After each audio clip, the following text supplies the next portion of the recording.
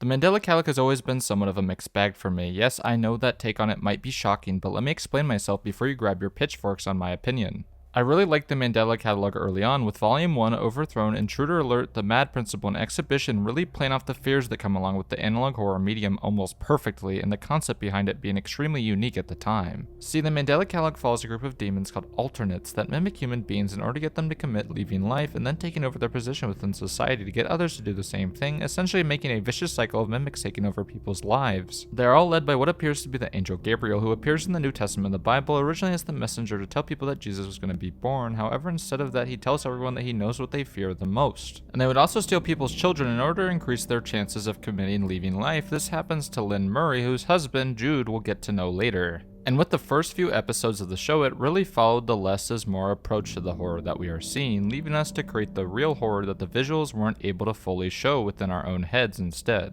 It also stuck quite strongly with the idea of analog horror more so than other stories at the time, presenting things as PSAs and home videos in a realistic and interesting manner that a lot of the other series were not doing. But then with Volume 2, things started to become a little bit too much for me, as it was really leaving the analog horror format and instead starting to become what I would best describe as an analog creepypasta, using spooky faces as primary scares instead of the atmosphere, and cheesy and overdramatic line readings and over-explaining the scary ideas within the story. What made the first few episodes so scary was the fact it was able to keep the ideas somewhat ambiguous, leading to a lot of the horror coming from the fear of the unknown, but with the over-explain the series gradually fell into, it causes the fear of the unknown to completely and utterly disappear by the end of it.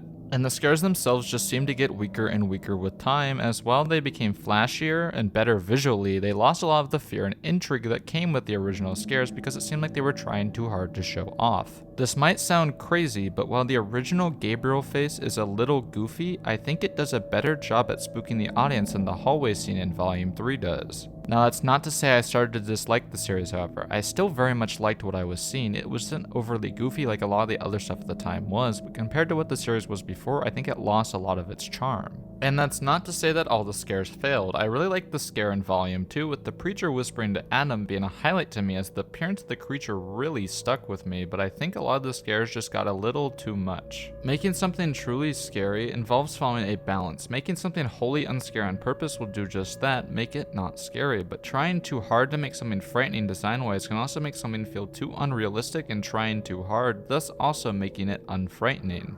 And the heavier focus on acting, which was unreliable at best and bad at worst, and making Gabriel more of a visible character rather than just an outside threat, removed a lot of the fear factor of the original episodes, as what made Gabriel so scary is that this demon was able to push out God and taking over, and instead replacing Christianity with a version that worships demons over everything else. The later Mandela Catalogue fell into that a lot for me, and the way it tried to stick to the analog horror format while completely leaving the ideas of the medium behind didn't exactly work for me. Because of that reason, I kept asking myself, would the series work better if it just left that analog horror medium completely and moved on to a more experimental style? And oh boy, did Alex Kistner answer that question. Before your comment, yes, I know about the situation that happened, but that's not what this channel is about, so I prefer not to discuss it. But before getting into Volume 5, make sure if you like this video to like and subscribe if you are new to the channel, and also let me know your thoughts on Volume 5 in the comment section down below. I really want to hear your thoughts in the series, as it's interesting to see all the different opinions surrounding a video. Now first, let's go over what happened in Volume 5.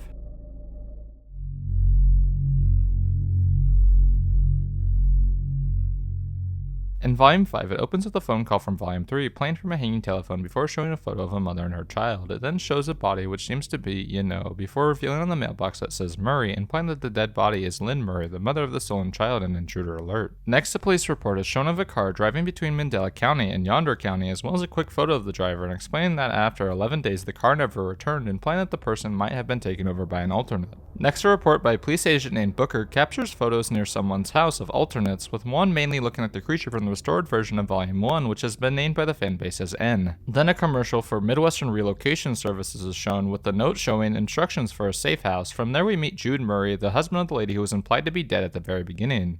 He seems to have locked himself inside the safe house, stuck in Mandela County, as he tries to survive being tormented by the alternates. Next, a commercial for Timoril is shown, a drug that alleviates fear but comes with many negative side effects. Next, a 3D cartoon is shown where a shepherd asks Gabriel for forgiveness after the death of one of his lamb, which Gabriel replies with, before bringing the lamb back from the dead. He then speaks with the doctor, where when asked about his son, he lies and says all is good and avoids telling the doctor about what actually happened. We then see the triangle safe house as time ticks down and a weird shadow creature appears, presumably an alternate.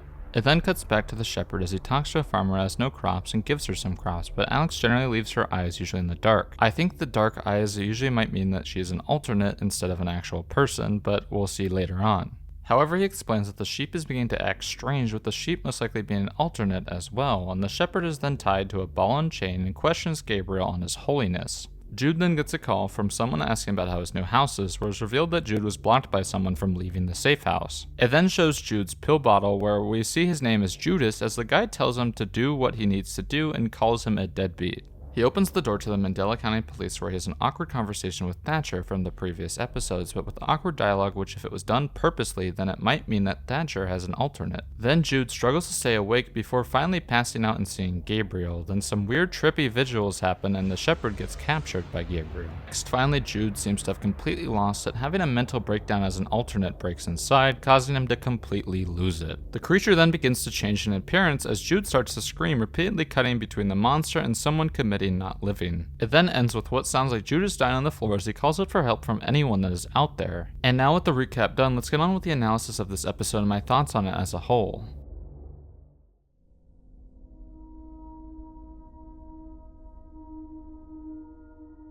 Well, I have quite a bit I would like to say about this, as I think it was honestly a complete step in the right direction for the series, as it finally left the analog horror medium and took a more experimental approach to the horror that we are seeing. There isn't really much of a narrative here to latch on to, instead feeling a bunch of short little vignettes on just how evil the alternates have become with time, and I think this actually ends up adding to the story, as it makes the video seem like one long nightmare rather than a conventional narrative. We only see things that add to the atmosphere and leaves along the story that is there up to the interpretation of the audience rather than the over-explain that was happening in the past few episodes. And it really didn't feel like you had to understand all the lore of the past few episodes in order to truly enjoy this one, which was nice, as the past few episodes seem to have fallen into needing to understand each and every single concept that was shown in order to actually enjoy it. This episode actually works on its own despite its own cryptic and experimental presentation, and makes it worth the watch. And honestly, leaving analog horror behind was probably the smartest decision that Alex made with the series, as each episode was just using the analog horror format in order to make it easier for people to understand, but not making it truly make sense for it being in the analog format. By making this swap, it allows the series' creativity to flow out in a way that the analog horror format was holding back on, and truly makes the Mandela Catalogue its own thing and having its own identity that the past few didn't have. And the scares in this one actually seemed to work for me, as I really like the scare with the Gabriel figure getting more and more distorted as time went along until it turns into a full body horror monster by the end. And then the design of the home being a triangle is extremely important, as triangles with the point up means safety and stability within visual design. And then the alternate that breaks into the house really worked for me, as it seemed to be a living embodiment of the fear that the alternate causes, not really interrupting what was happening, but instead slowly watching and methodically creeping out its target to the point of insanity. And with it breaking into the home, it makes it much more scary with the triangle design, as a spot that is supposed to be safe has now been breached by the alternate. And with every moment that the creature follows Jude, his sanity seems to fall more and more, which leads me to think that the creature ended up infecting Jude with MAD, a disease within the story that the alternates cause, where the person it speaks to slowly goes insane from what the alternate tells them. I also really like the reveal of Jude's full name being Judas, as while in the Bible Judas was the one who portrayed Jesus, this story so far has been twisting the ideas from the Bible completely on its head. Like in the Bible, Gabriel is an angel, one of many who helps keep the kingdom of heaven together, while in this story, Gabriel seems to be a demon hell-bent on taking over Earth and replacing everyone with alternates. Next, I also think there's two possibilities when it comes to the weird behavior of Thatcher, with the first route being this version of Thatcher we see is most definitely an alternate, as the awkward, almost stilting acting of Thatcher just doesn't feel right. It all just feels off, like he is no longer human, which leads me to believe that he is in fact not a human and is in fact an alternate. And this would mean really bad things, as that means that Thatcher would have been killed by the alternates at this point if there's an alternate of him already, or they're about to kill him as there's an alternate that is coming out to replace him. Or on second hand, maybe Thatcher is a human but is perceived as being off and inhuman, as we might be seeing things from the perspective of Jude, as he seems to be infected with MAD, which makes him perceive everyone as alternates and not as human, which is why he thinks Thatcher seems off. And with that in mind, it would explain why each and every single human within this episode behaves just so strange. It's not the people, but rather how Jude is perceiving them. We don't truly know if Jude is a reliable narrator, as we could be seeing everything from his perspective from what we know, and by the end of it, we can tell Jude is close to the point of no return, as the alternates are driving him completely insane. So how can we truly trust everything that we see in this, as it could all just be unreliable narration from our protagonist? But hell, I could be completely wrong. I don't know, but I lean towards that it might just be him going insane, or it could just all be bad acting, and both theories are completely wrong. Who knows? And that's one of the reasons I'm not going after the acting here, because while I think a lot of the acting here is quite stilted, it might truly be on purpose, as it makes sense for there to be awkward stilted acting, as it makes them seem unhuman, gives them an off feeling.